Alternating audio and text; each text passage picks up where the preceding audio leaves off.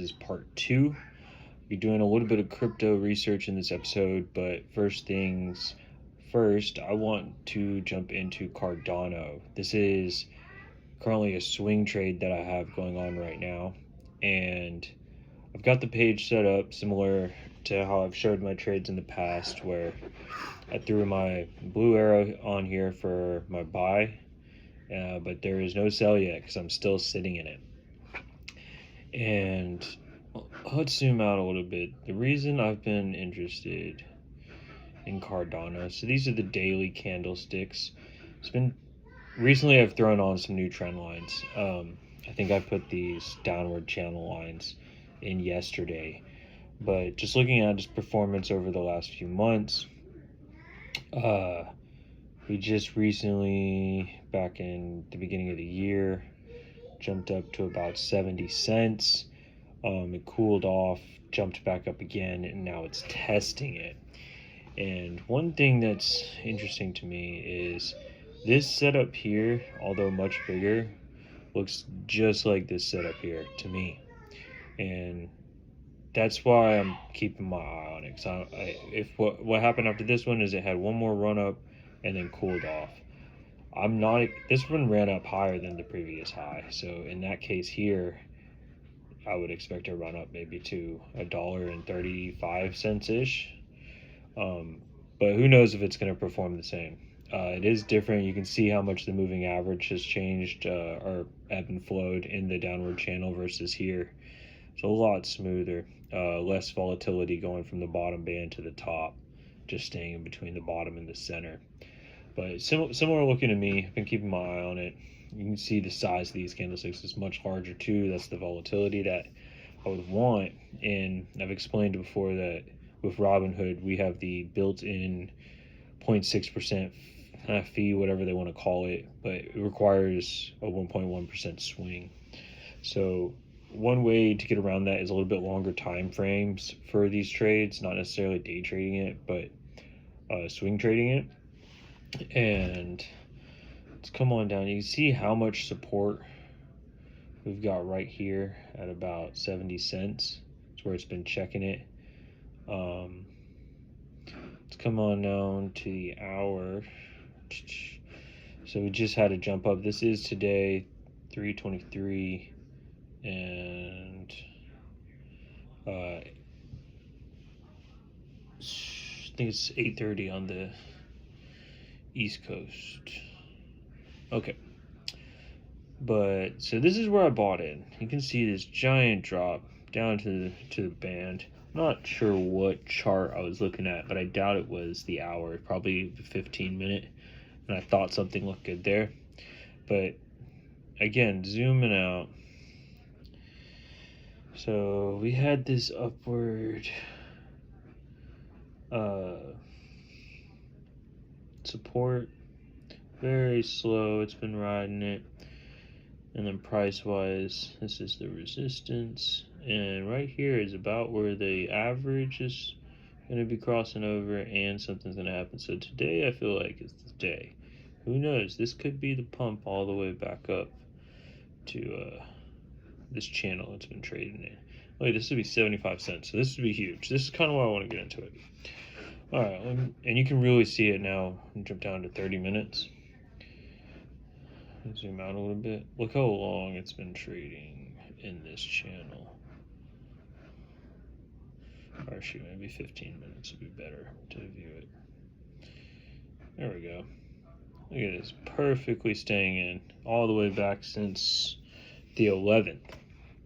So it dipped out, but to the top, to the bottom, to the top, to the bottom, hovered in the middle, to the bottom, to the top. And now we're at the bottom. I thought there was going to be a middle hover here, I suppose, and then back to the top. But throughout this time, I have been averaging down. I think I've accumulated some here, some here, some here. And I'm kind of nervous about what's going to happen. So I'm stopping my accumulation and just watching it. But as I speak, it's going up. The plan for this trade actually is I'm going to exit with half of my position, if everything goes well, with half of my position at 0.725 and then the other half at 0.75. But we'll see how it goes. Honestly, if I get all of it out at 0.725, I'd be happy. That's more than a 0.5% trade. So again, I need to focus on not getting greedy here. This could be the run up. Look how fast it's going. And if I caught this while recording, that would be pretty crazy. So I'm going to keep this rolling, but I do want to jump into some of the other topics, and we'll come back to this at the end of the video and see how it's going. So one of the first things that I did when I was trying to look up some new stuff to learn about crypto was I actually went to ChatGPT. What are the top 5 platforms for trading crypto? So according to Chat, it's Binance, Coinbase, Kraken, Bybit, and OKX. Familiar with Binance. I have a Coinbase account. I've heard of Kraken. I don't know these other two. So then I asked, what are the fees associated with each? And see. So Binance, or OK, is this right? Yeah, OKX has the lowest fees. Kraken, or no, Coinbase the highest. Says Coinbase Pro offers a more competitive fee structure. But then I said add Robinhood to the list. I'm like, I said the other day that I've heard Robinhood is the best. So now Robinhood is the best, and it throws it in. No commissions for crypto trading. However, trades are executed at quoted prices, and that quoted price, does it say it here? Which includes the spread. So we saw the spread, and then it adds that 0.6% to it. Which, yeah, I don't know if that's going to make things better or worse for me. Like, if I could take a fee but still hit my 0.5% and just get more of them, I don't know what's a better goal. Just basically getting a tax on completing successful trades, or having to wait longer for a greater percent change. I have to think about it. Did I ask any more questions? I did not. So, or at least not in this one, but the next, or maybe if I go back, but I'll just read you the search. Some other questions that I had were,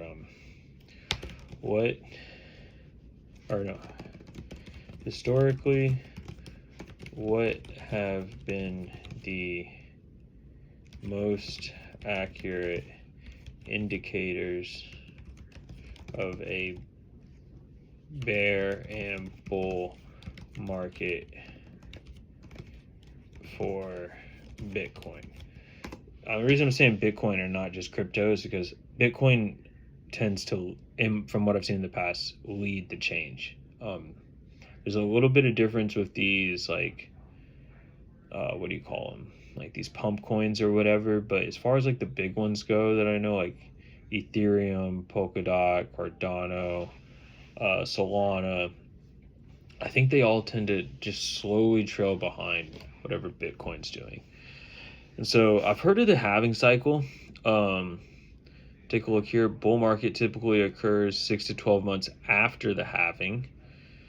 Bear market often follows a peak within 12 to 18 months after a halving. So I've heard of this. This is something I want to look more into. We're familiar with moving averages. We're familiar with relative strength index, but the Puell multiple, this is one that I thought was really interesting. Let me pull it up real quick. I saw it somewhere. Puell. So it shows you zones, I guess what I would call it as like where to accumulate and where to sell. Is this it? Yeah. The Puell multiple. So orange has been the price of Bitcoin, or the Puell multiple. Black is the price of Bitcoin. Orange is the indicator. These are the zones that I would say sell. These are zones that I would say accumulate. And yeah, Bitcoin's been kind of just riding right in the middle. If we look at how this pattern has happened before, so let's see, accumulation. It ran up, came back down, hovered on it. So I would not be surprised if there's another dip down into here. Has there ever been a time where it came back, checked the middle, and went up?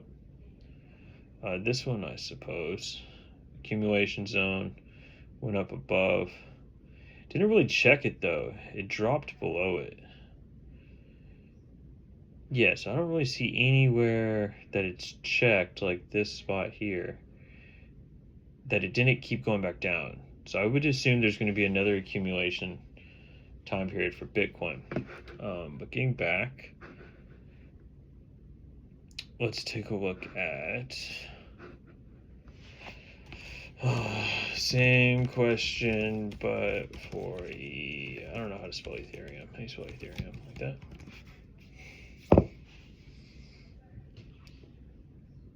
All right, so how Bitcoin's Ethereum has historically followed Bitcoin's private movements with a slight lag. So I was trying to say earlier. This is something that I've also heard though, the ETH BTC ratio. So in a bull market, rising Ethereum to Bitcoin ratio signals Ethereum outperforming. That would make sense. Let me think about this. Rising. So that means Ethereum's price is growing more rapid than Bitcoin. Because if Bitcoin's price is rising more rapid, then the fraction is becoming smaller. So yeah, Ethereum outperforming Bitcoin is a key indicator of the alt season. That's what I was trying to look for. Not like dump coins, altcoins. In the bear market, declining ETH and Bitcoin ratio. So this was something that was interesting to me. There's a couple others that I'm gonna have to do extensive research in. I'm a little familiar with NFTs. I'm a little familiar with staking. I don't know anything about DeFi. Staking seems pretty cool though to me. I think, if you're in it for the long run, why not let your money make money? So one thing I wanted to check was the ETH to BTC ratio. All right. Trading view. All right, Ethereum to Bitcoin. So, not sure if I'm looking at this right, but it is positive. So that means Ethereum's price is rising more than Bitcoin, which means we're in alt season. And it just jumped up. But it's relatively flat and it's not much up. Like, I wonder, can I change the scale here 1 week? There we go. 1 month. So that would signify bear market. Past month, that would signify past year, it's been in a bear market. But this week it's been up. Let's look at 5-year. Yeah, I would say it's still there all time. But it is coming down to a point where there was run-ups. 0.08. 0.08, that's pretty low. What's this one? 0.01, and right now it's 0.02. What's it all through here? 0.01, 0.01. So it could come down a little bit more before it runs up. And I think I have one more open, and that's